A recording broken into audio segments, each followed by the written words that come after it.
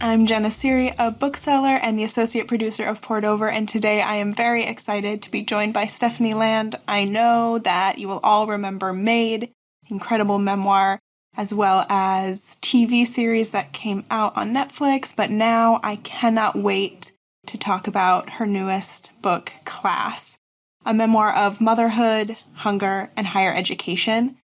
And I want to talk about all of those things because I think there are so many pieces of your story that will really relate to so many people in our country that I think don't get their stories told very often or don't get them told in a way that is understandable and authentic, because in our country, I don't think we look at a lot of things that are really important. And so I'm very excited that you decided to continue your story and to continue this journey for us. So I'd like to start by setting up where we are at the beginning of Class versus the end of Maid and sort of what started this piece of the journey for you. Well, thank you for having me. I did the Barnes & Noble podcast for Maid as well. So this is quite a treat.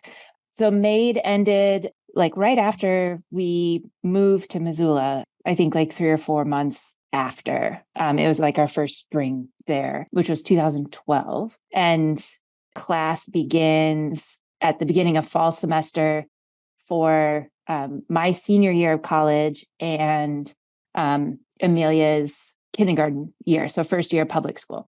And that is the beginning of, or the fall of 2013. So a little bit of a lapse. And I do kind of go back and talk about stuff that happened between those two time periods. But for the most part, it picks up right where Maid left off, and is just kind of a pivotal year for both of us.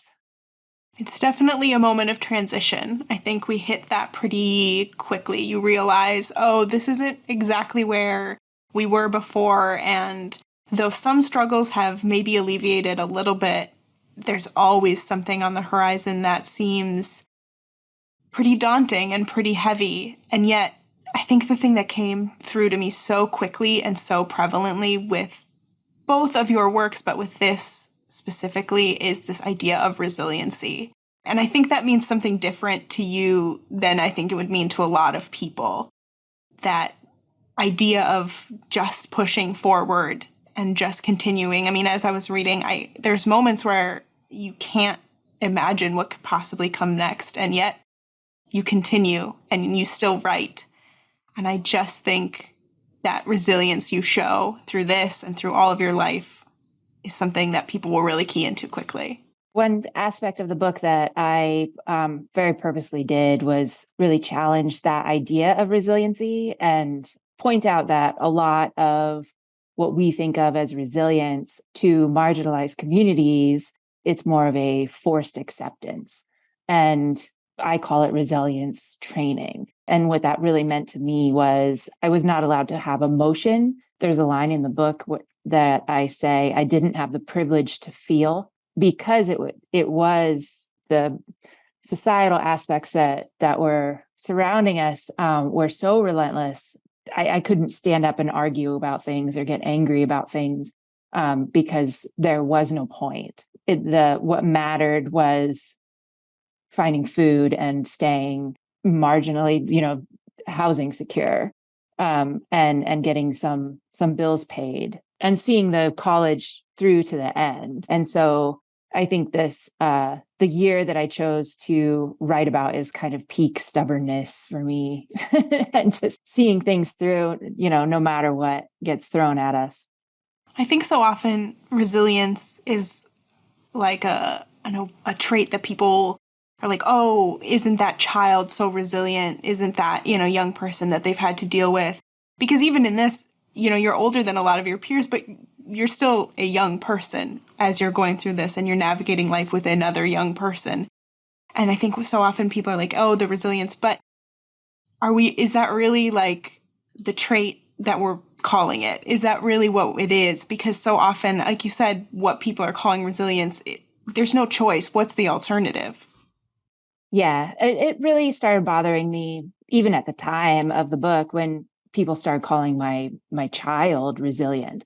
And even I then, saw it as like, well, no, she just can't really communicate, the things that she's going through. And I think people mistake that for resilience. But it also seems like the you got this culture and this like call upon your inner strength and all of that. I think it's easier to do that than to recognize that there are a lot of systems in place that are forcing me to live that way and to be in this situation where we didn't have enough and we are struggling to survive. To put all of the responsibility on me to be, quote unquote, resilient is a lot easier than saying, well, actually, we are not taking care of our children in this country and we are not supplying them with adequate food. That like food is a pretty basic need, and it's still a debate whenever we talk about even free lunch programs. I mean, there are children in this country with a school lunch debt, and that just baffles my mind. And I think it's such a blatant like misunderstanding and choice to not engage with the reality of class divide and of poverty in this country. I mean, you talk about kids with school lunch debt, and it's also like the idea that even children shouldn't get to enjoy, if you've got a hot lunch at your school, which is pizza and a burger, but if you have free lunch or, reduced lunch, you get a peanut butter sandwich and a milk. And we have this idea that these kids will be fine or these people will be fine on less because they're used to it or because that's, the expectation. And it just perpetuates this continuing stereotype and view of a group of people that have enough things that they're already managing. Yeah, I mean, I've been writing about this stuff for a while. And I've been writing about it very publicly at first, like on the internet, where there's a lot of comment sections, and people can form a lot of opinions and make those opinions known. And I think it's really easy to blame mothers, especially single moms, and that was a lot of my motivation in both of these books, was trying to show that single moms are actually very good mothers and their children are deserving of everything that two-parent households with a decent income have. For me, it was trying to create some empathy for poor parents and parents who are working all the time and may seem neglectful because of that. And I think there is such a distinct stigma and sort of narrow view of motherhood in this country as to what is a successful mother and who is a successful mother and who is a worthy mother. And yet that narrow view doesn't apply to most people, even if they're in any walk of life or any circumstance. I mean, I think most people, if you ask them to describe that thing, it's such a specific view that most people didn't have. Yeah, I mean, I think mothers are judged widely anyway, even very privileged moms, whether they're working or they're not, like if they homeschool or they put my kid in private or public school. And I mean, you can get judged for everything when you're a mom. You can get judged for staying in your pajamas all day. I mean, but when it comes to single moms, I just felt like I could never be enough.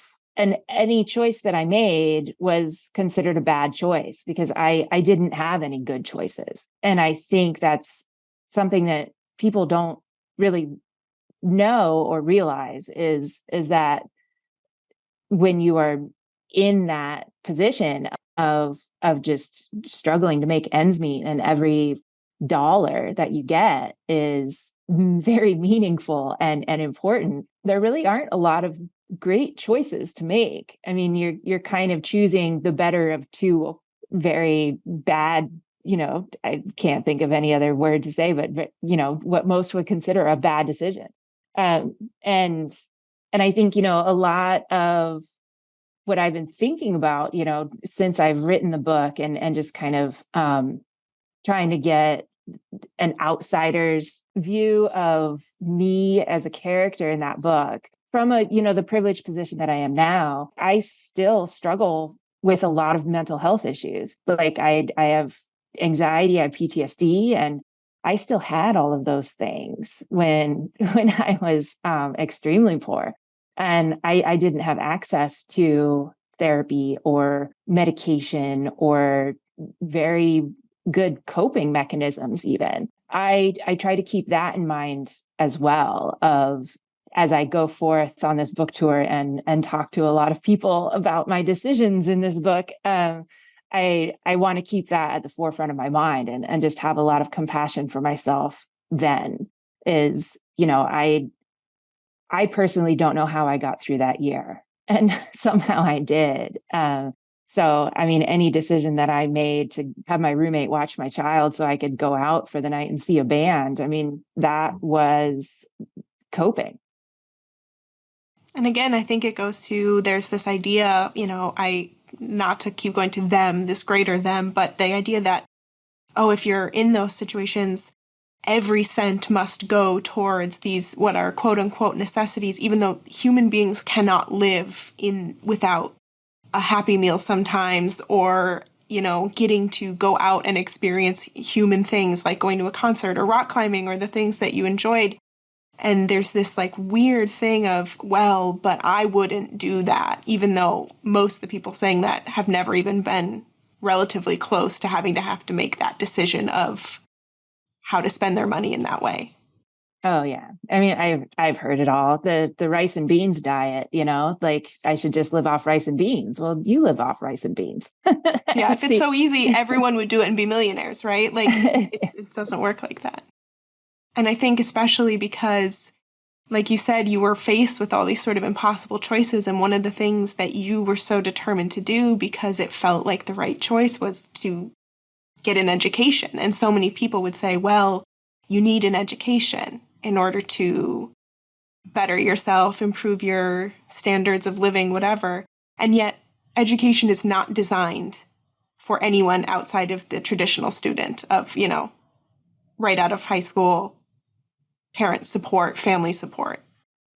Yeah. And I think that is really the most important part of what I'm trying to show in this book of just when you are designing a curriculum and you only have one type of student in mind, you're doing 1 in 5 of your students a disservice. I mean, there's a good probability that 1 in 5 of your students is a parent and is probably working full time and or have people that they care for at home.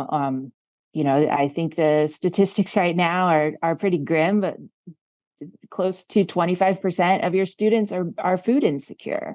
And so when you start to consider the possibility of your classroom being diverse and having individual needs, then your curriculum might possibly bend a little bit to meet some of those needs. And I think just the smallest changes can make or break whether or not a person signs up for the next semester. And I think it's so, you face people telling you both things of you have to go to school, you have to finish school, and people saying if you just got a real job, if you just quit, if you just, buckle down, don't think about being a writer because that's, how are you going to make money doing that? All these things, everyone has their own opinions. And I think when you are at a certain place in life, everyone thinks that their opinion applies to you and they could just freely tell you, regardless of, whether we should be doing that to other people or not. And the way that you were able to articulate those moments of being so uncertain of whether or not you were doing the right thing, like I could just feel that, though I've not been in those moments exactly, that feeling of your life in two paths in front of you and you have to make that choice. And I think watching you through this work continue with your school because it was clearly something that was survival for you. I think writing, it seems, is your survival. And I think people will really be able to resonate, even though they are coming from different places. Yeah, I do consider myself a pretty good mom. I mean, my kids are amazing, but I don't really take a lot of credit for that. But as a mother, even when I was in school, I always kind of imagined um, me and the words that I would describe myself with, as like a shelving system. Because I'm a Virgo and I'm very, very much like that. But the top shelf was always a writer.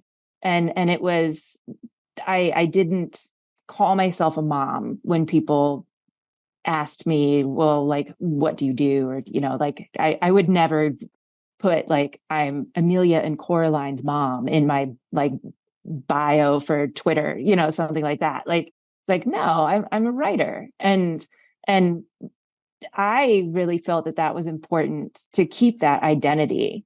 I didn't want to raise kids who think that that is their life's purpose, is to like, well, once you have kids, you're just a mom and that's it. Like that's absolutely not true. Once you have kids, you just have children to care for. I think also, I mean, I'm not a parent, but that idea that keeping that trueness to yourself and saying, I'm a writer and I care for these children, I think it shows so much more commitment because you're not losing yourself in it. You're not losing yourself in this world that it's very easy to sort of flatten out and lose the things that define us because life is hard and it will always be hard. But the way that you write and the voice that you have on the page, I mean, I don't think there was any way that you wouldn't be a writer. Well, thank you. And I think especially this idea of writing as survival, there's so much in this where the urgency of what you were telling, I mean, obviously this is you looking back, but you can feel how connected you were in those moments of like, this is who I have to be in order to keep going. Part of my college journey was a lot of uncertainty, and I started off just taking classes to work toward an AA degree. You get a 2-year degree from community college. And then I declared I was going to be a paralegal, and then like I was going to be a sociologist or kind of I wanted to be like a DV, domestic violence advocate, and went through all of these things that I felt like I was supposed to do. And just once I got to campus and walked around and saw all of these buildings, it was just like, no, like I gotta try. I have to try because I knew if I didn't at least try to be a writer, I didn't really think I could ever truly be happy. And that mattered a lot to me. I feel like I was entitled to that, but there are a lot of people who don't believe that, just because I should have just gone straight and gotten a job, and worked and did what I needed to do to be a contributing member of society and all of that and get off of food stamps. But um, I was doing that. I was just finding a different way.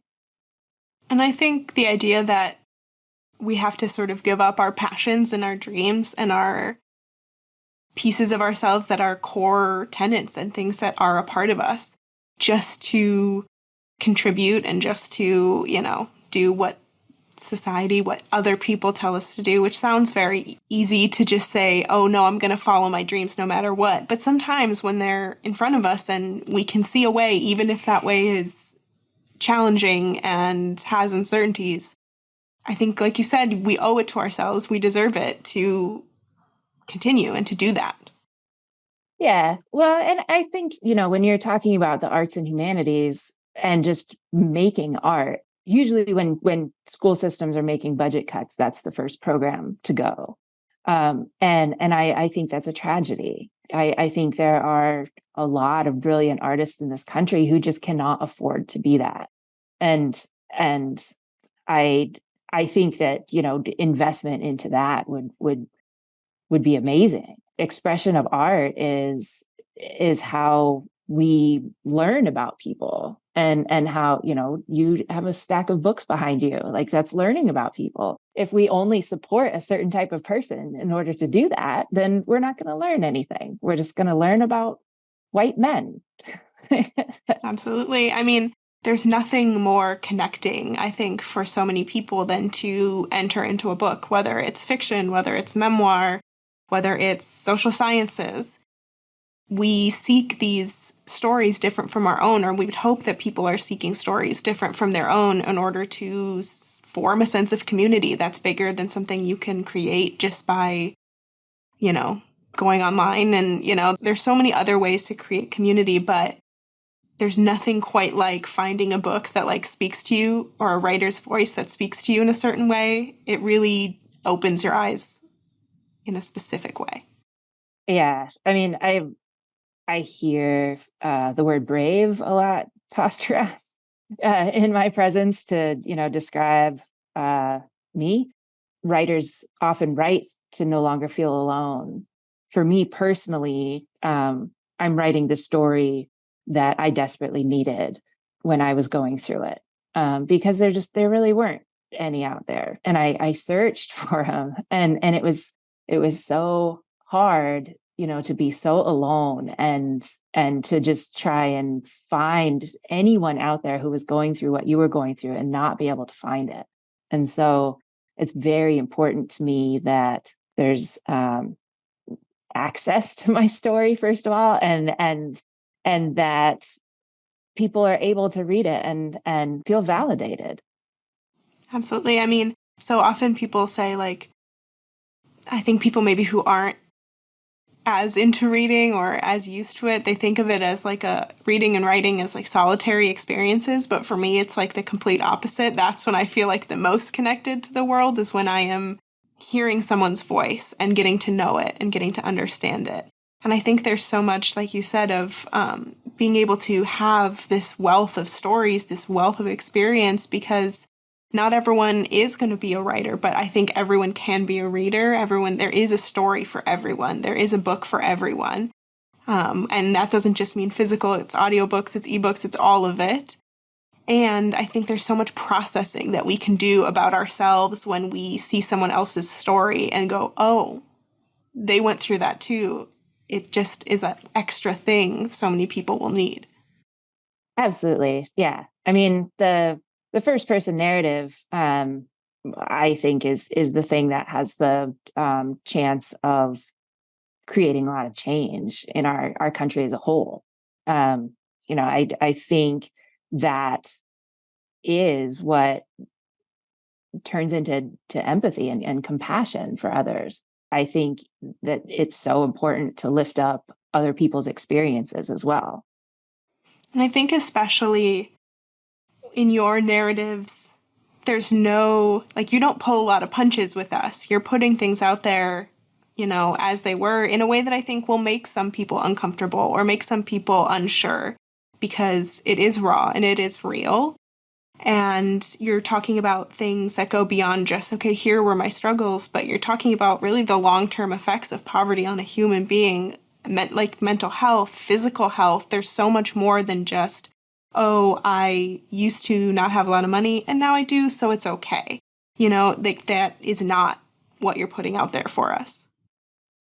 No, I mean, I kind of feel that way sometimes now. I mean, like, I'm a public speaker, and so I travel around the country talking about, I feel like this one time that I was poor, and so I do kind of feel that way sometimes. But I mean, in the books, it was very important to me to almost literally put myself back in that place of, I'm a very visual writer, and can kind of like put myself in a room in my head and like look around and see like clutter that needs to be cleaned up. And as a writer and as a human, it's very hard to live through all of that again and talk to people about it all the time. But the I think it's really important to be able to put yourself back in those places.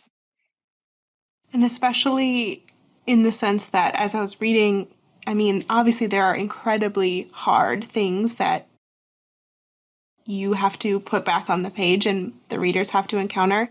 But at the same time, you find this balance in your voice, which is biting and funny and has, a wit to it that I think people will really appreciate. But also in both Maid and Class, something that strikes me again and again is just how much love is in these books.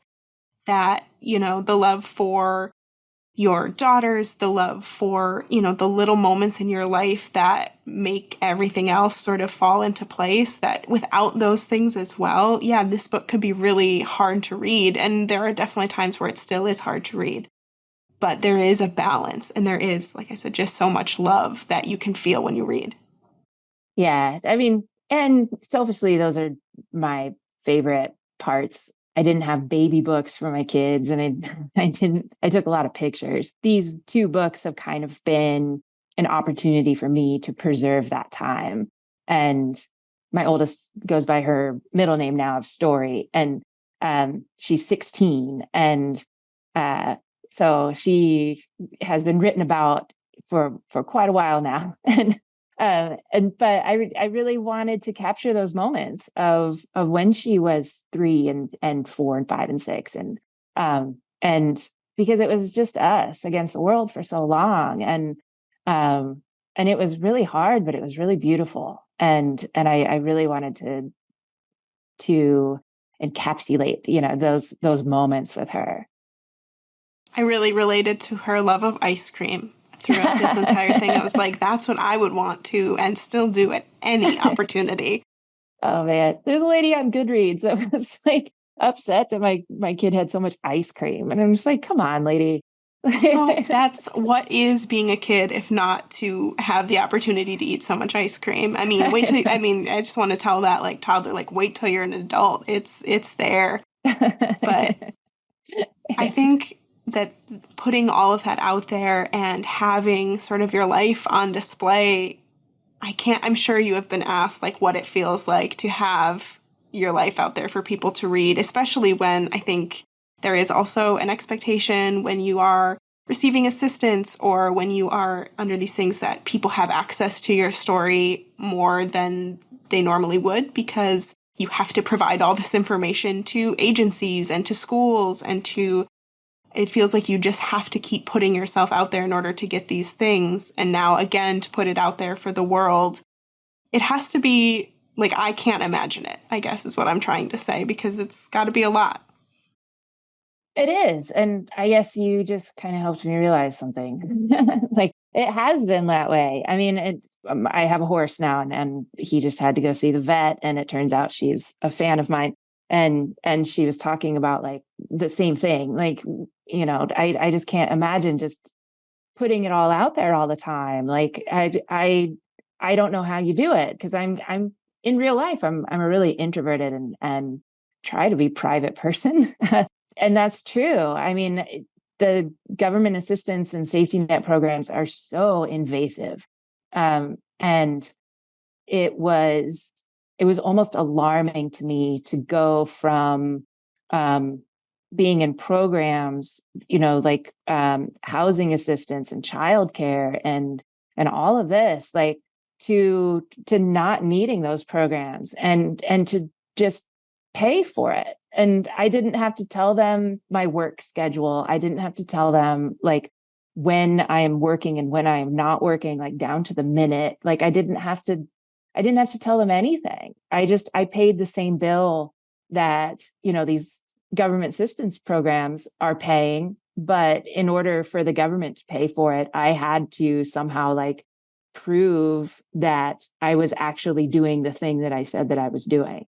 And it took me a long time to kind of get over that impulse of feeling like I needed to explain everything. And it took a long time to get used to being a freelancer who worked at home, and I could afford childcare at that point because most of freelancing is administrative work and invoicing and pitching and emailing and I felt like I wasn't working, and I had to keep telling myself like no, I'm working, it's fine, like because I didn't feel like I deserved childcare.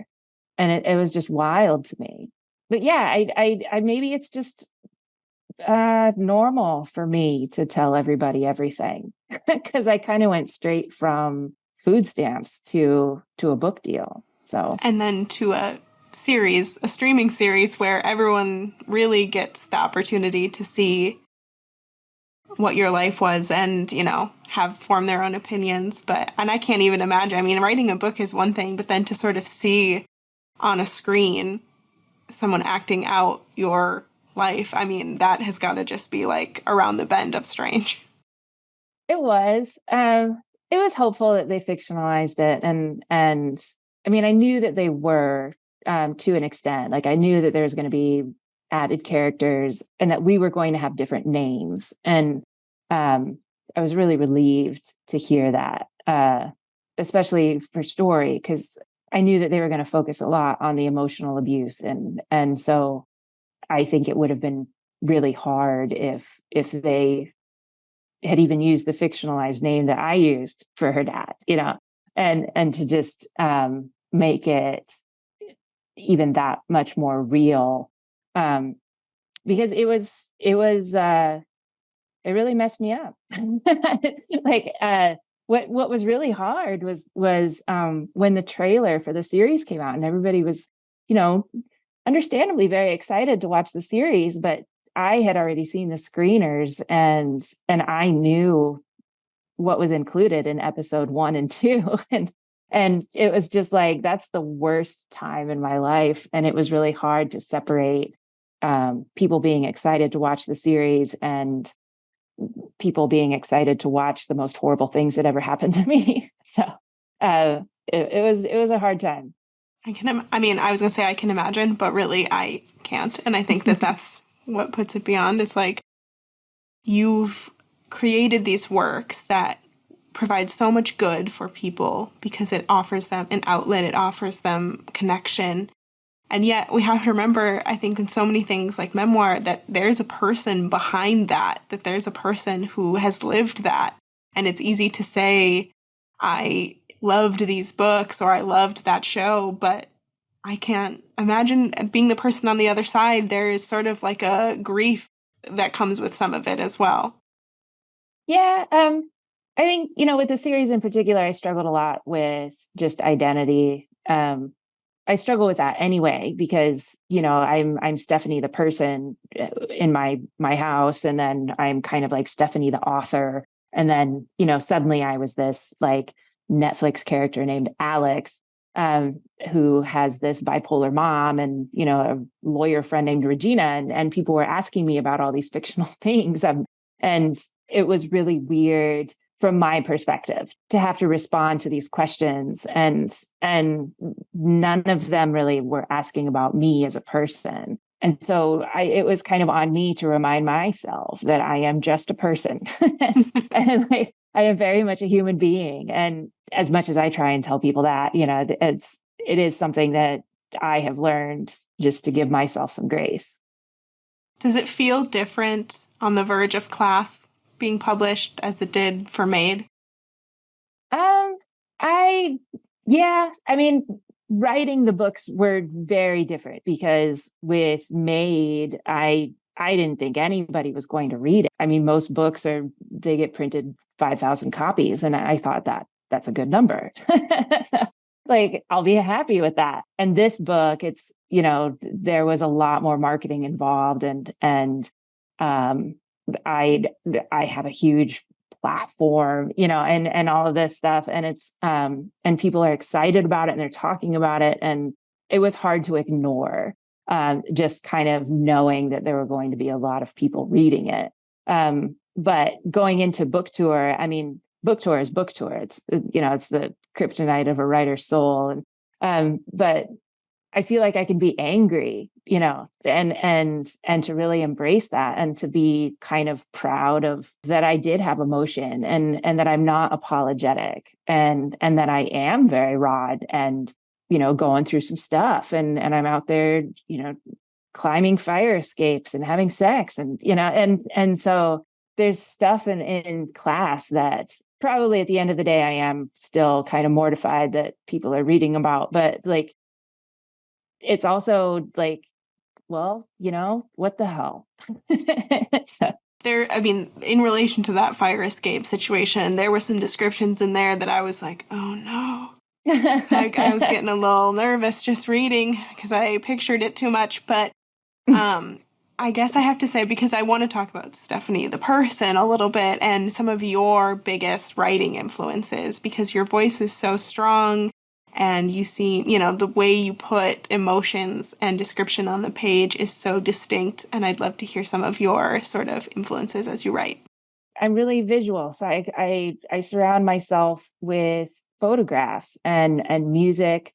I have my playlist of very sad songs to kind of like put myself in this place, and I really reflect on moments that I remember so clearly and that I can recall, and that and good moments too that I have kind of lived in at times that I needed to. But as far as, influences on finding my voice and stuff, I read memoir like textbooks, because I knew I've been a daily writer since I was 10. So I mean, finding my voice wasn't really an issue for me. It was more the craft of how to put it into a story arc, and and all of that, and how to make it interesting, and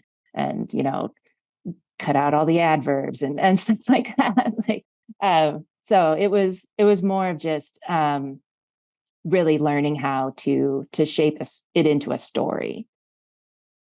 And how I'd like to end it is something I always like to ask people, but what do you hope people leave class with when they finish the book?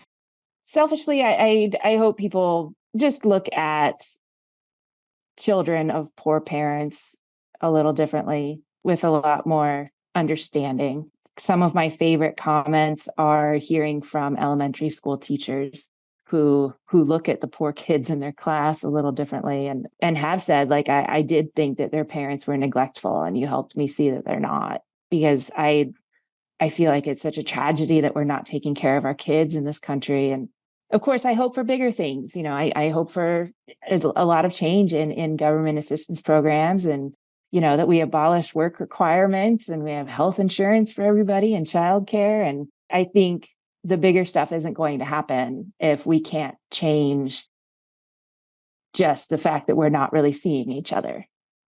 I agree. And I think there's a pretty good chance that people are going to experience that, because what you've done with this memoir is really something pretty amazing. So, Stephanie Land, thank you so much for joining us today. I can't wait for people to read Class. It's out now. And if somehow they've missed it, I think they need to pick up Maid too. So, thank you so much for being here. Thank you. Thank you for listening. Poured Over is a Barnes & Noble production. To help other readers find us, please rate and review the show wherever you listen to podcasts.